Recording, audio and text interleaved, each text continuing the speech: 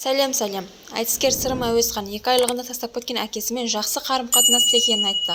Оны бастамас бұрын каналға тіркеліп, лайк басып, комментарий жазуды ұмытпаңыздар, достар.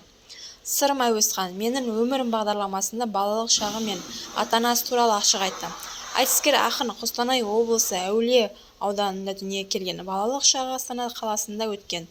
Тек анасының тәрбиесінде өскен ол ата-анасын белгілі бір себептерге байланысты екі бөлек кеткенін айтты. Алайда бұл жағдай әке мен бала арасындағы теріс қарым-қатынастың болуына еш әсер тигізбеген. Анамның тәрбиесіне өсіп жетілдім.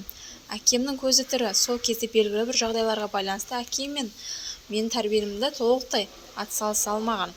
Менің 2 айлығымнан бастап әкем бөлек тұрамыз.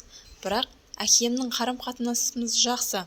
Бүгінде ол кісімен кездесіп, немерелермен көрсетіп тұрам. Байланыста тұрамыз. Ер азамат болғаннан кейін әке алдындағы парызым болғандықтан Қостанайдағы туыстарымызбен байланысымызды үзбеуге сол кісінің разылығын алып қуантуға тырысамыз, деді Сырым. Ақынның айтуынша, оның әкесімен жақсы қарым-қатынаста болуын анасының ықпалы зор. Мен анамның ерлігі десем де болады. Маған ешқашан әкемді жек көрініште еткен емес. Адамдарды кейде екі жаққа кетуі қалыпты нәрсе.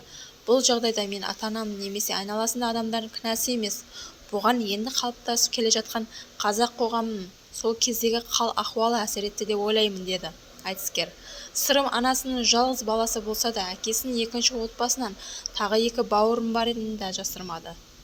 Соңына дейін тыңдағаныңызға көп рахмет. Лайк басып, комментарий жазып, каналға тіркелуді ұмытпаңыздар. Шоу-бизнес жаңалықтары әрқашан сіздерге жаңалықтарды алғашқы болып жеткізіп отыратын болады. Ол үшін каналға тіркелуді ұмытпаңыздар, достар.